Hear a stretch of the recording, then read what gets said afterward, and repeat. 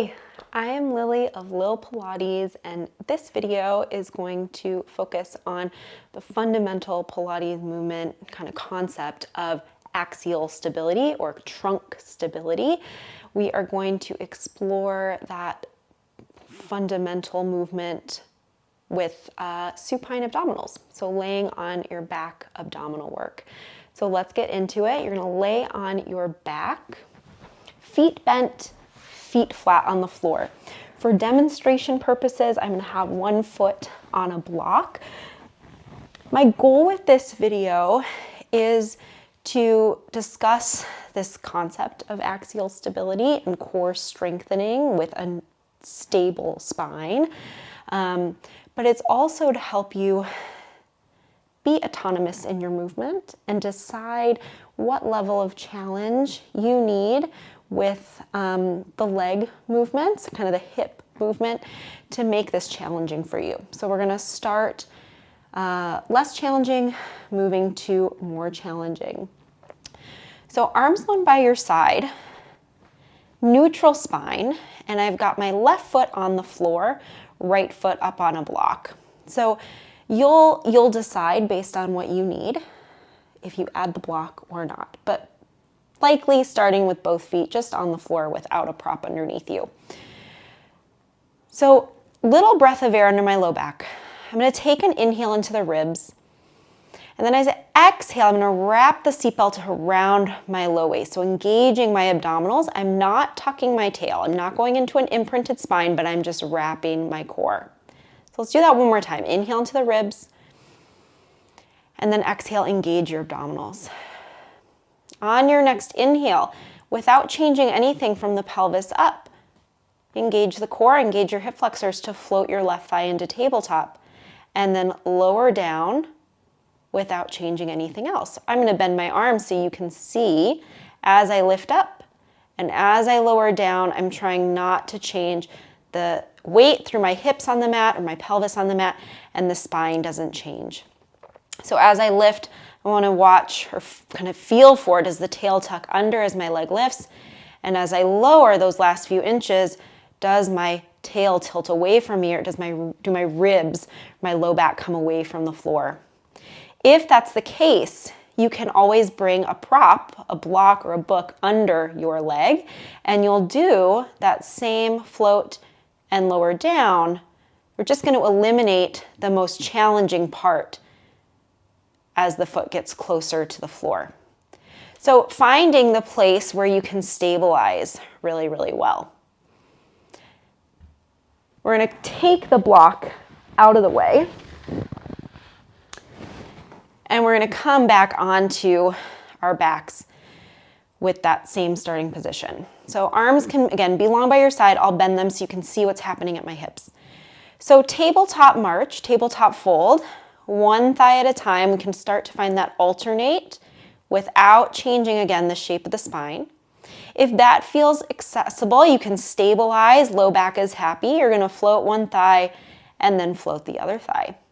So we want knees right above hips, and then we want to watch that the ribs don't start to flare or the pelvis doesn't start to rock away. So keep that neutral, keep the ribs gathering, and then we do our tabletop float from the top.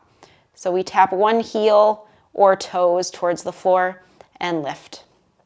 As you go side to side, fingertips can always come to the hip points, and just notice if there's any rocking of the weight into one hip and then the other, or if the pelvis tilts away from you as you lower down and tilts towards you as you lift.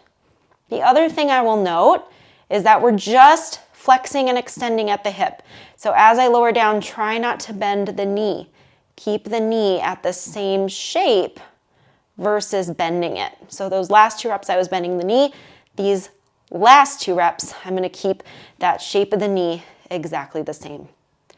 So from there, if that is feeling like you can stabilize and keep everything from the pelvis up nice and stable, then we zip the legs together. We double the lever load.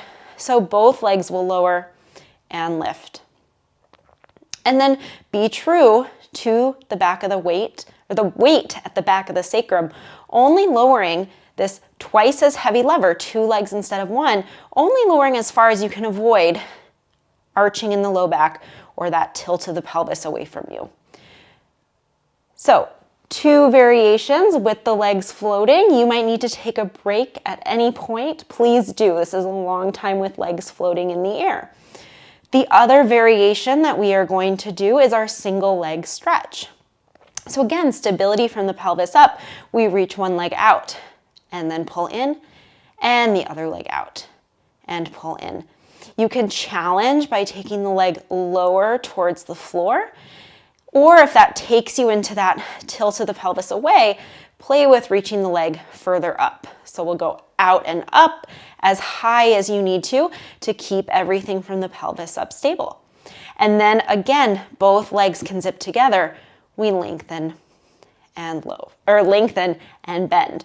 So again, maybe the legs need to go higher to maintain that neutral spine. So legs come in towards the chest. Take a little break.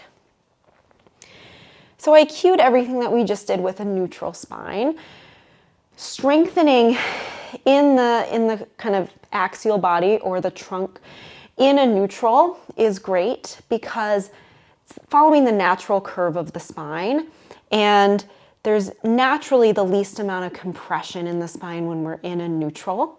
However, for some of us, as we hold that neutral spine and then add that long leg floating out, it might feel like, the low back is compensating or hip flexors get really grippy. So you can do any of these abdominal work that we're doing right now in more of that imprint. We lengthen out, keeping the whole back imprinted the whole time, and then bend in. So we're still not changing anything from the pelvis up, but we're in more of that imprinted spine. So play with both. You can try stabilizing more of that neutral or in more of your imprint. The hope is that we just keep the same shape of the spine as the legs do what they're doing. I'm gonna have you float both legs back down. If you need, again, any windshield wiper or release through the legs, take it here. Before we go into the straight leg variation, we can do this with the hips on the floor, but I'm gonna show you an option that helps to keep this straight leg variation more in the abdominals, maybe less in the hip flexor, less pulling in the low back. So I'm gonna use the block first because I like the feedback that it gives me for the sacrum. We're gonna articulate or bridge your hips up, place the block on the lowest setting underneath your hips.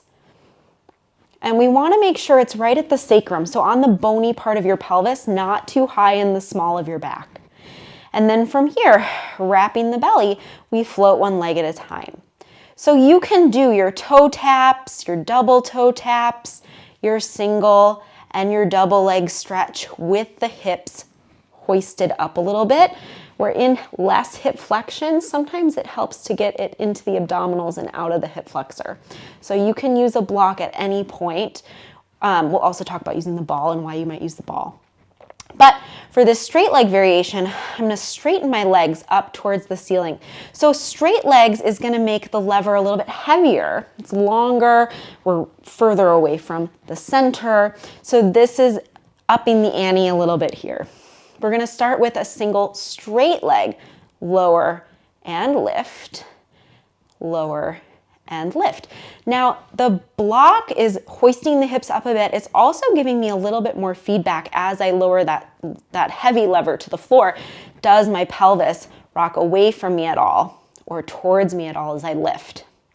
So some extra feedback, which can be really helpful. If this is tight for hamstrings, let your knees bend a little bit, and then again, just try to move from the hip, not the knee joint, as you lower and lift. From there, the longest, heaviest lever that we're gonna do is legs long, zipping both legs together. We lower and lift. So this range of motion is usually the smallest. And float. So letting the knees bend, we lower one leg at a time, hips lift, block comes out. I do just want to touch quickly on adding a little bit of balance challenge or taking away the stable base of support of the arms to make it even more challenging. So the bent leg to single straight leg, or to straight leg stretch to single straight leg lower and lift. Those are variations that make this a little bit more challenging for the abdominals as we built. The ball can also be a nice way to make it feel like abdominals kick on right away, maybe make it a little more challenging for the core because you have to balance on this this kind of moving piece of equipment. So bridging the hips up or articulating the hips up, we bring the ball underneath the pelvis. And then the more inflated the ball is, the more challenging it will be on balance. So you can always deflate it a little bit. And then you're gonna float again the legs. So we can again do single leg, double leg, etc. There is a little bit of this active wrap of the abdominals on just to keep my legs floating in space. So you might, with the ball prop, feel like, oh, that gets that wrap of the core. I like this prop better than the block. Great, use the prop that you like. That helps you feel the movement in your abdominals the most. So from here, with the block, with the hips on the floor, or with the ball, if you're, gaining some strength here and you want to make this even more difficult, you'll float the arms up towards the ceiling and then try to do the same movements without mobilizing the pelvis on the ball. So you can see it's a little shakier, a little bit more work, especially as we get into that straight leg to stabilize. All those great variations with the ball underneath you will just feel a little bit different. All right, bringing the prop out, I'm gonna curl on up. And that is supine abdominal of axial stability video. If you have questions about anything in the video, please let me know in the comments. If you found this information helpful, please subscribe. I'll see you next time. Bye.